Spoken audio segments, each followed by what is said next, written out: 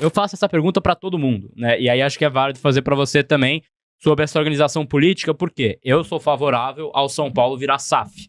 E aí queria, cara, tipo assim, escutar de você, né? Eu vi de um cara que também já viveu São Paulo, já teve esse dia a dia, conhece as entranhas do conselho também. O que você acha da possibilidade do São Paulo virar uma SAF daqui a uns anos, por exemplo? Eu sou contra. Eu acho que o São Paulo pode caminhar com as próprias pernas e eu acho que o clube não tem que ter dono, embora em determinados momentos a gente tenha a sensação que o clube tem um dono, né? Que é o aspecto político.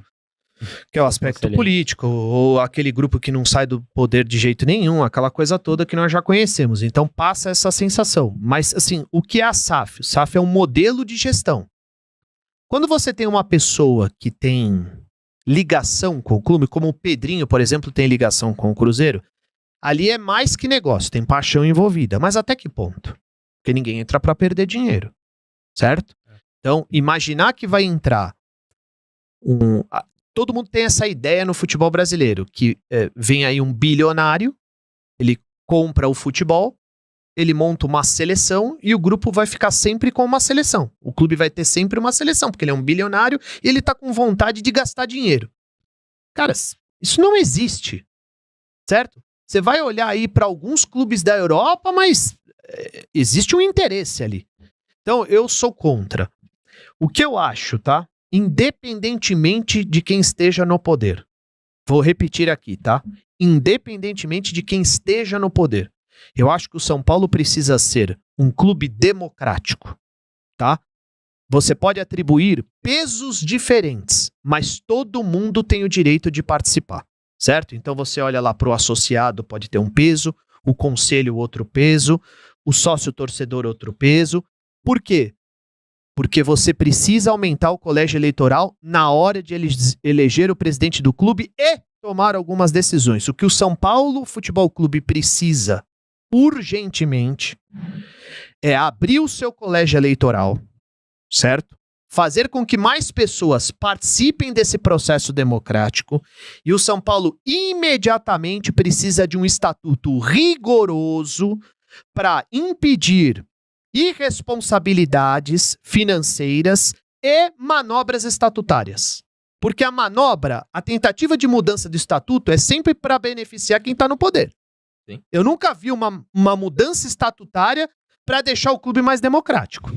Quando o São Paulo tiver um estatuto extremamente rigoroso para evitar as irresponsabilidades e as manobras, o São Paulo vai se fortalecer. Porque para você mudar o estatuto para tentar de alguma forma se beneficiar, você vai ter que passar por muita gente.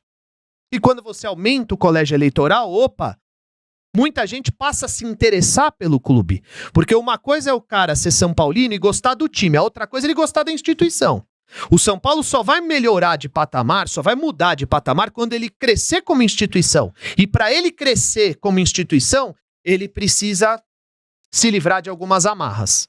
Caso contrário, eu acho que o São Paulo ainda vai patinar bastante. E não vejo a SAF como solução.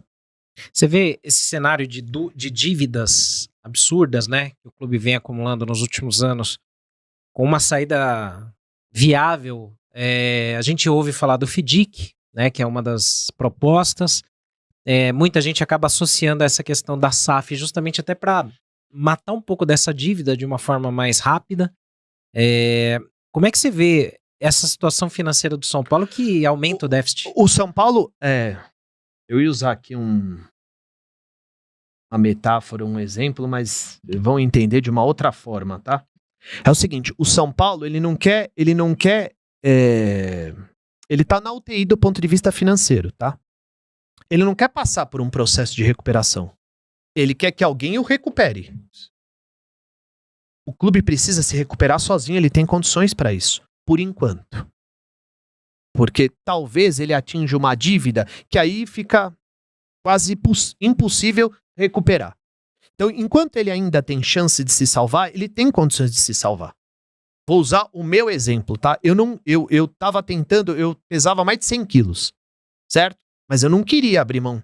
Eu não queria renunciar a nada. Certo? Então eu queria o quê? Que alguém me emagrecesse. Mas eu não vou abrir mão de nada. É a mesma coisa com relação... Tô dando um exemplo meu. É a mesma coisa com relação à saúde financeira. Tá todo mundo remando pro mesmo lado? Tá todo mundo entendendo que o clube tá na UTI? Vai precisar sangrar? Vai precisar sangrar. Aí, a ideia é essa.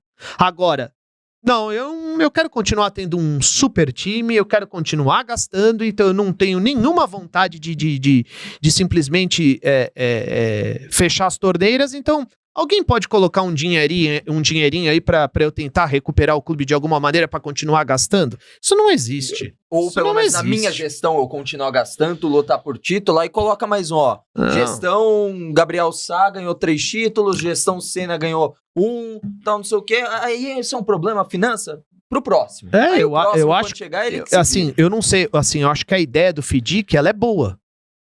Se na prática vai ser bem executada, se tudo isso vai dar certo, a gente vai ter que aguardar. Agora, tem uma outra coisa. A diretoria, para que tudo isso dê certo, existe um processo muito importante que precisa ser aplicado pela diretoria, né? A direção, ela precisa ser extremamente transparente com o torcedor. O que está acontecendo? Bom, então, ó, nós diminuímos a folha salarial. E com isso, conseguimos... O que foi... O que o clube adquiriu com isso? A dívida diminuiu? A dívida a curto prazo diminuiu? O fundo deu certo? Quanto entrou? Qual é a contrapartida? Tem que ser claro com o torcedor, porque aí ele vai entender. Agora, o que adianta? Olha, nós vamos ter um time tímido para essa temporada, e aí o cara vê, pô, a dívida subiu de novo. Ué, saiu do nada para chegar em lugar nenhum, piorou as coisas. Então eu acho que a transparência, para mim, é a estratégia mais importante para que esse processo de reconstrução dê certo. Até para o torcedor poder abraçar e apoiar isso e numa primeira turbulência não virar um muro de pedras, né? Exatamente. Se vocês discordarem de mim, vocês fiquem à vontade. Não, a gente joga água, assim, gente. eu acho que não tem mais, assim, caminho pelo associativo, pelo que eu conheço das pessoas, pelo que eu conheço dos interesses. Esse FIDIC, por exemplo, em 5 anos, ele tira a dívida bancária 200 milhões, que é a dívida que a gente fez em No ano 9 passado. meses do ano passado. É. Então, eu acho que a gente entrou no caminho sem volta, mas eu tô de acordo com você que o método ideal seria a gente pelas, enfim, próprias pernas. Eu não acho que a gente tenha pessoas competentes o bastante para conseguir fazer esse caminho, porque tem muito populismo, quando perde 5 jogos já quer contratar, foi assim com o Leco, o cara tava aquela coisa de, o Leco não ganha título, ele meteu um Daniel Alves, Juan Fran, 20 milhões no Raniel, uma loucura completa. Então, eu sou um pouco mais cético quanto a isso, mas eu entendo a sua visão e acho que faz sentido. O São Paulo tá nesse status pra você nesse momento? É um time que tem uma dívida tão grande que você acha que só a SAF é a solução? Porque Não, tenho a sua opinião. eu Pra não mim, quero SAF no a São Paulo. Eu tava na SAF do Figueirense, estou sendo convidado para atuar em fundos que querem falar sobre isso. Sou sempre lembrado, porque já vivi essa experiência de alguma maneira, tenho a experiência do clube associativo, sei as complicações que existem, a associação sempre conflita com a SAF, já visto o Vasco. Portuguesa agora. Né? Portuguesa, então não é fácil ser SAF. Vocês acham que tem alguém que vem aqui, joga o dinheiro na mesa e fala, vocês tomem conta do meu dinheiro aí, porque agora é meu, mas vocês brincam com o meu dinheiro. Claro que não. Aí o cara que chega, começa a apertar o cinto, aí fala assim, não, mas não pode mandar aquele cara embora. Ele está aqui há 20 anos, eu acho que o tempo de serviço é um mérito, mas não é garantia que vai continuar pro resto da vida, as coisas se modernizam. Não, mas aquela senhora, ela é secretária há não sei há quantos anos, e não pode. E, porra, sabe? Então começa a ter esse conflito de poder. Eu sou associação, eu quero proteger os meus funcionários, merecidamente, muitas vezes, mas economicamente, às vezes, não é viável. E aí começa as brigas, os litígios entre uma ala e outra. Aí a associação começa a conspirar contra a SAF. A SAF depende da associação em algumas coisas. Então, eu já sei bem como isso funciona. E é preciso que se saiba que não é uma maravilha, não é um casamento perfeito, é casamento igual a qualquer casamento. Tem treta, tem briga, tem confusão de dinheiro e não é a salvação de ninguém, porque o cara que vem colocar dinheiro, as pessoas que vêm colocar dinheiro num clube, elas vêm com o interesse do quê? De refazer o dinheiro e tirar lucro. Elas não vêm aqui para perder dinheiro. E não há sentimento muito grande nisso, porque você acha que o banco tem sentimento, o fundo tem sentimento? Tem sentimento talvez o Pedro lá que comprou o Cruzeiro, que tem uma relação social com a cidade e tal, Mas a hora que começar a perceber que ele está perdendo dinheiro, meu amigo, aí ele vai pensar nele, não vai pensar no Cruzeiro. Eu acho, né? Não quero ser aqui leviano de afirmar por ele. Mas é assim que funciona. Então, o meu medo é que se transforme em uma bola de neve de dívida e amanhã já começou a Cotia sair, amanhã o estádio, reforma, vamos fazer uma parceria com alguém. Essa venda de Cotia, nessa venda não, né? Essa parceria com o Marinax para você é algo que não, assim, você não faria enquanto gestor? Vamos lá, eu não faria nunca. Agora, se eu tivesse pendurado em dívida, eu ia pensar se faria e com quem eu faria. Com quem eu faria. Mas eu, pronto, eu diria para você que jamais faria. Até porque, se você vende 2, 3 jogadores do nível que o Palmeiras vendeu Estevan e Hendrick, que nós já vendemos Lucas, por exemplo, você recupera o seu investimento, recupera os seus custos, né? Eu falo muito isso, a base é para ganhar campeonato e alguns que não são do nível de ganhar campeonato, você vende para custear Cotia, custear aquilo que você gasta. Então, aquele atleta que você vendeu para a Grécia, aquele atleta que você vendeu para a Bélgica, por um valor comparado às grandes estrelas baixo, mas paga a conta, paga a conta. Então, eu não sei que abismo foi esse que se criou. Não sei, honestamente, não sei por quê. Porque as coisas não são muito as claras. E só essa briga política, né, Senna? É claro, né, pra gente também entrar nesse ponto. Isso é algo que te interessa hoje, Marco? Você, assim, entraria numa briga política para ser presidente? Não, ou não, já deixei não claro que não tenho nenhuma pretensão. Nenhuma pretensão. Por quê? Porque eu sei como se opera aquilo. O sistema, ele cria, a ponto de dizerem que eu não sou São Paulino. Criar essa figura com torcedores lá relevantes, ou pelo menos teoricamente relevantes, para disseminar uma notícia dessa. Por quê? Porque eu trabalhei no Santos, porque eu trabalhei no Guarani. O Muricy foi campeão da Libertadores pelo Santos. Ah, você cantou o hino do Santos. Cantei a marchinha num casamento do primo da minha mulher. Eu estava no São Paulo, os caras se reuniram ao meu redor, todo de terno, 7 segundos de vídeo. Os meninos cantaram o Leão do Mar lá, né? E eu, o casamento cantou Gretchen, então precisa pouco lá, cantei a Gretchen, cantei como é que é, o Sandra Rosa Madalena, quem que é o cara? Cantamos Sidney Magal, cantou Gretchen, e cantou o Leão do Mar, que era todo mundo santista ali, o menino mora em Santos. E aí eu brinquei, cantei, e os caras puseram isso aí, que eu cantei o hino do Santos. Na minha geração, a gente fazia umas brincadeiras, eu e meus amigos, do Dante Alighieri, aliás, eu janto com eles até hoje, né, com 3 caras espetaculares, Ulisses Meloni, palmeirense, o Francisco Cotrim Miranda Filho, né, palmeirense, e com o Paulão, que é um grande São Paulino. Então você imagina, não era acho que o Paulão é até santista, agora estou na dúvida.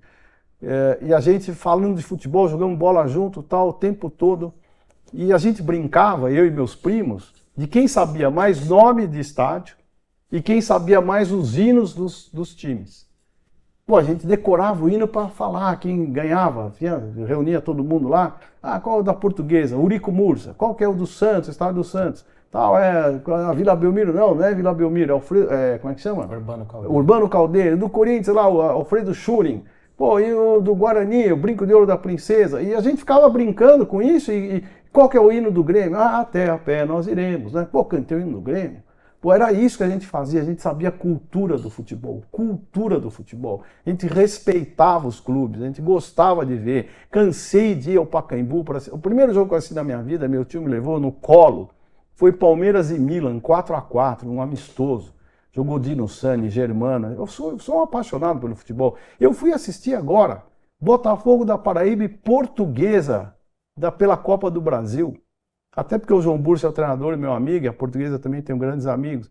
Então eu pegava, descia a minha rua ali, eu morei a vida inteira em Perdizes, pra cá era o Parque Antártico, antigo Parque Antártico, pra cá era o Pacaembu. Eu ia a pé com meus amigos da mesma idade, 14, 13, 12, pulava a catraca, passava por baixo e assistia jogo de tudo.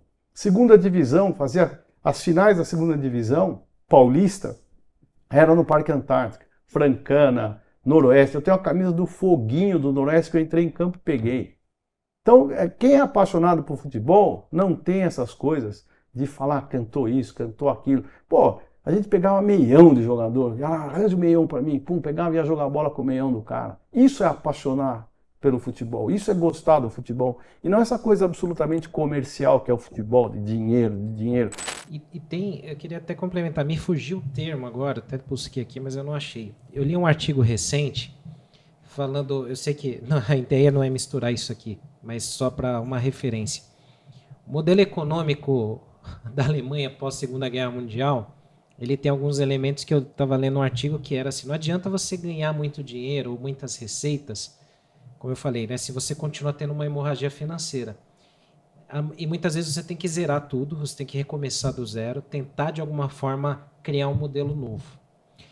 É mais ou menos o que acontece, claro, fazendo um parâmetro muito distante aqui, guardadas as proporções do plano real, quando você tinha uma inflação gigantesca nos 80, 90, para a entrada do plano real em 94.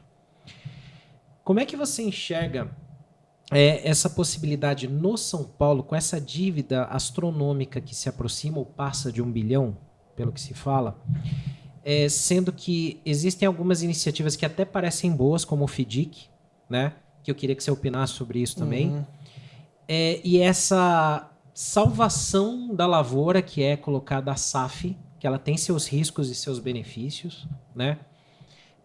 Qual o caminho que você encontra para um São Paulo saudável no centenário dele em 2030, que não parece longe, mas são daqui a 5 anos, né? Esse é um ponto importante, até complementando a pergunta do Senna, né? Porque quando a gente está aqui, quando a gente está no nosso bate-papo, a gente na posição de jornalista, torcedor também, eu sempre quero trazer esse questionamento, faria essa pergunta naturalmente para o Flávio, porque assim, a gente fala de problemas, a gente está falando que a dívida está em quase 1 bilhão, a gente está falando que tem uma evolução, que o São Paulo não consegue equilibrar, mas hoje, para quem está dentro do São Paulo, não me parece que existe uma preocupação em liquidar a dívida. Até o Carlos Belmonte esteve aqui conosco e ele falou, né, que a dívida nunca vai ser zerada. O São Paulo sempre vai ter um valor de dívida que pode ser natural, mas que vai ter que trabalhar com fluxo de caixa, principalmente, que virou a principal justificativa. Não tem fluxo de caixa, né? Então virou justificativa para atrasos, para erros ali de contratações e tudo mais.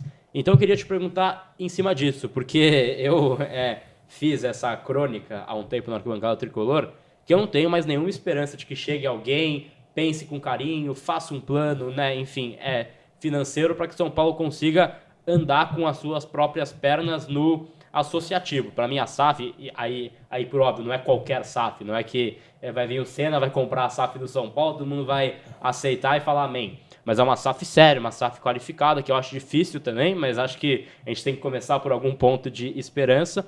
É o ponto que a gente poderia pensar que poderia ser um norte ali, uma luz no fim do túnel para o São Paulo. Você acha que existe essa luz no fim do túnel? E claro, caso ela não exista, né, na sua concepção, dá para reerguer na forma associativa que a gente tem hoje? Bom, vamos começar pelo final. Existe a luz no fim do túnel, sim. O São Paulo tem condições de se reerguer. Agora, para a gente continuar a resposta, vamos ver. Temos 8 horas pela frente. Então vamos reduzir a resposta ao que a paciência dos nossos seguidores aqui podem aguentar. Então, sim, o São Paulo tem saída. Hoje, um dos grandes problemas do São Paulo Futebol Clube é o que se chama de dívida onerosa, que, aliás, foi falado na entrevista do superintendente. O que é? É a dívida que gera juros. A conta de juros bancários do São Paulo em 2023, tudo que eu posso falar aqui é 2023, porque 24 não está publicado ainda. Então, em 2023, a conta de juros foi de quase 90 milhões de reais. Então, imaginem 90 milhões de reais. Se você não tivesse que pagar serviço da dívida, o que você poderia fazer para reforçar e manter o teu elenco? Como eliminar essa dívida onerosa? A minha proposta, está escrito, desde 2022, eu fiz um estudo, como você fala na área financeira, um backtest. Eu voltei alguns anos, eu simulei para trás. Então, a proposta era o seguinte: primeiro, vamos fazer orçamento de verdade. Orçamento você faz com aquelas receitas que são previsíveis. O orçamento do São Paulo Futebol Clube, ele tem uma participação muito grande da venda de jogadores. E aí você conta com a venda do Pablo Maia e ele se machuca. E você não vende o Pablo Maia. No ano seguinte, você conta de novo com a venda do Pablo Maia na janela de julho e agosto. E ele se machuca de novo. Então, essa receita é altamente imprevisível. Então, qual é a forma certa? Você faz o orçamento dentro da tua receita previsível. Bilheteria, direitos de transmissão, sócio-torcedor, patrocínios, marketing. Com essas 4 receitas, então terei 500 milhões. Um exemplo, vou montar o time com 500 milhões. Puxa, vendi, o Rian Francisco explodiu, começou a fazer gol, vendi por 50 milhões de euros em julho. Bacana. 300 milhões de reais. Pego metade disso, reduzo a dívida onerosa. A outra metade eu reinvisto no time. Fazendo o backtest, simulando essa condição para os anos anteriores, em 4 anos você praticamente eliminava a dívida onerosa. Aí você vai ter dívidas fiscal, já está renegociada. Você tem dívidas que são do negócio. Quando você contrata um jogador e paga a prazo, isso é parte do negócio. Todo mundo tem. O São Paulo vende a prazo também, tem direitos a receber de outros clubes. Então, essa é uma das questões. Orçamento sério, respeitado, dentro das tuas receitas previsíveis. O adicional, você dedica 50% para redução de dívida, 50% reinveste. Austeridade financeira. Em 31 de dezembro de 2023, o São Paulo devia 132 milhões de reais para empresários. O São Paulo devia, em 31 de dezembro de 2023, para empresários mais do que tinha a receber de outros clubes. Porque o São Paulo paga comissões na venda, mas paga comissões quando contrata. Então, o São Paulo devia 52 milhões de reais a empresários pela contratação de jogadores e 80 milhões de reais a empresários na venda de jogadores. Poxa, será que essas comissões foram bem negociadas? E aí, então, é austeridade administrativa, é planejar, é planejamento e controle, planejamento e execução. Não adianta ter um bom planejamento se não tiver uma boa execução. Mas só um ponto em cima disso também, Flávio, que eu tô de acordo com você que esse é o mundo ideal. Mas eu acho que, assim, a forma de gestão do São Paulo hoje, não só do São Paulo, tem vários clubes que são assim. O Leco, a gente trouxe esse exemplo muito bem, né? Ele estava conseguindo ter um superávit ali nos anos que ele assumiu, né? Depois ali do impeachment do Aidar, da saída, renúncia, perdão, né? Do Aidar do cargo do São Paulo. Quando a bola não estava entrando, quando o São Paulo não estava ganhando, quando o São Paulo tinha dificuldade e as críticas vieram, ele rasgou todo esse planejamento dele de 2, 3 temporadas e começou a gastar e fez, em um ano, 300 milhões de dívida, algo que ele demorou 2, 3 anos para conseguir diminuir praticamente. Foi até menos que ele conseguiu diminuir, né? Então, é muito rápido você gastar muito no futebol e é um processo muito lento, muito demorado você conseguir pagar essa dívida. Ao mesmo tempo, a gente tem clubes hoje, Botafogo, Bragantino, Cruzeiro, que tem modelo de SAF que tem maior poder de investimento. Então, você vai também na contramão desse mercado. Você acha que existe no mundo real algo palpável para você ter esse equilíbrio esportivo e financeiro e sem contar apenas com a sorte? Porque a gente sabe que, assim, ele pode cumprir sua risca, ele pode começar esse planejamento. Quando tiver na 25ª rodada, ele tiver em 17º do Brasileirão, esquece a austeridade financeira. Ele vai gastar. Você acha que tem algum fato palpável para a gente ter esse apego de que isso pode acontecer um dia?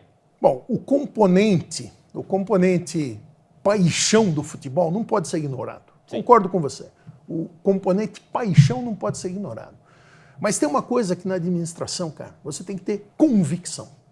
Então, se você tem um plano, você tem que ter convicção que você vai seguir aquele plano.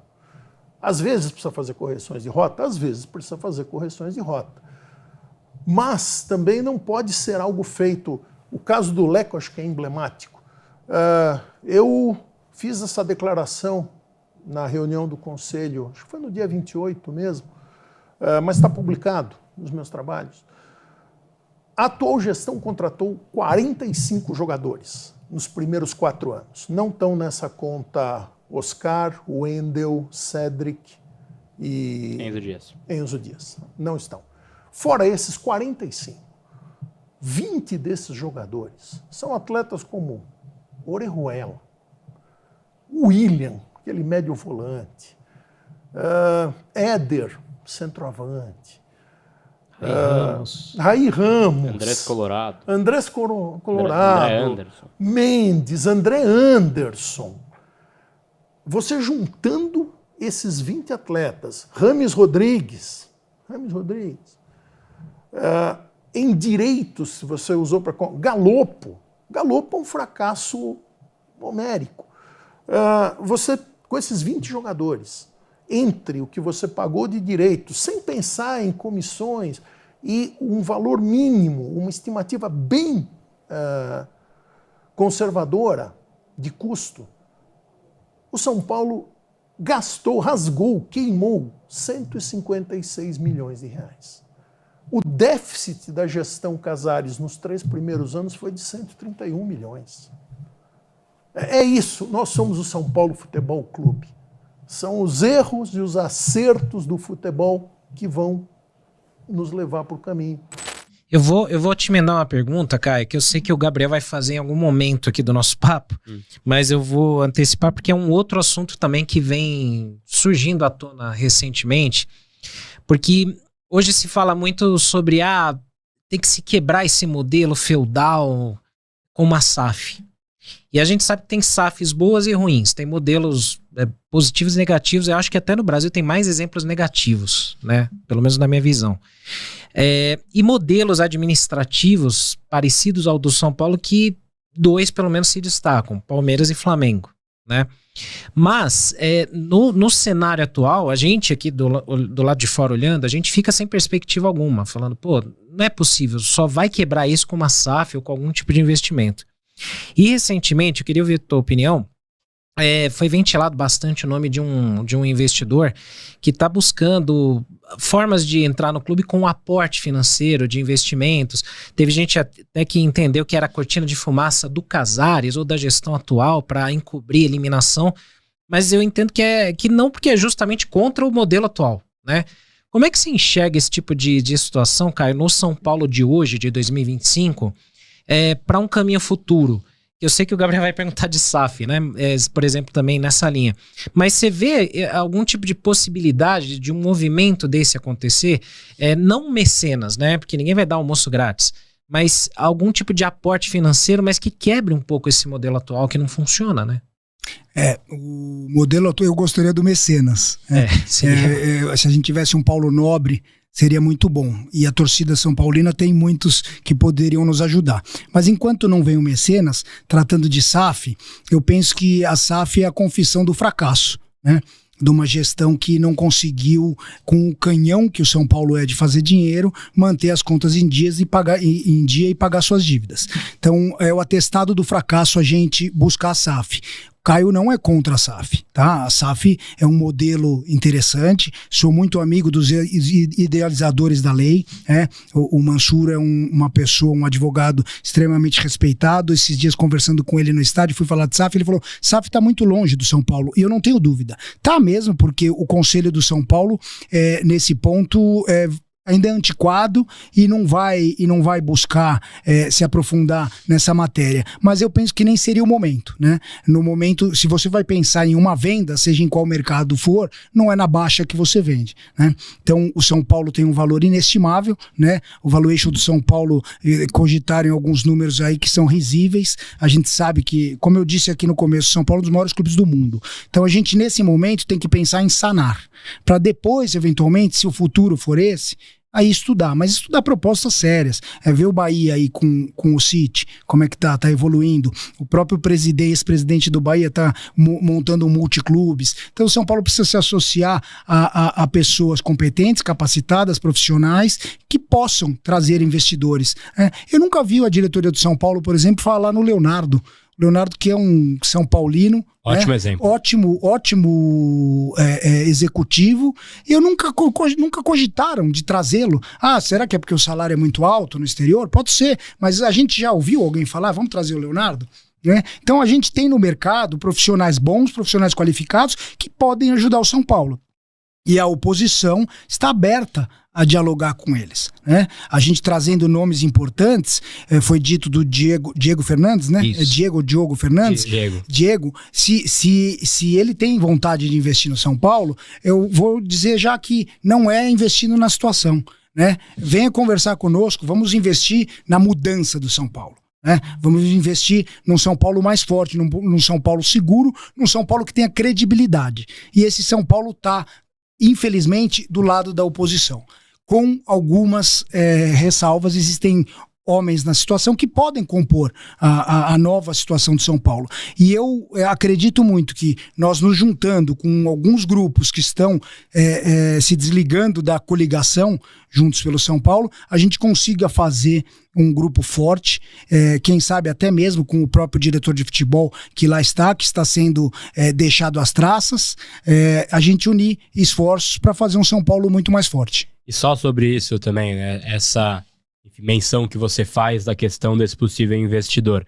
Quando a gente fala assim, nem conheço muito da história do Diego, né? Mas pegando ele de exemplo, caso ele queira investir para quebrar esse modelo político do São Paulo, é muito difícil pensar que ele vai ter espaço para fazer isso, né? Que ele vai ter chão para conseguir percorrer dentro do clube. Você não acha que hoje o São Paulo é um clube que, na forma da atuação da atual gestão, inibe qualquer ação nesse sentido que rompa o que hoje é o sistema político? Sim, sem dúvida nenhuma. O São Paulo é um clube extremamente antidemocrático, o estatuto dele foi feito para não se alterar absolutamente nada, mas o poder econômico a gente sabe que fala alto, né? Então quando você tem uma força de investimento para fazer uma boa campanha política e mostrar quem são de fato as pessoas que estão do lado da oposição e enaltecer as propostas, você consegue esclarecer para os eleitores quem é quem, né? Você colocar numa mesa para debater um Fernando Casal-Derrey com o superintendente hoje de futebol do São Paulo, não dá nem para começar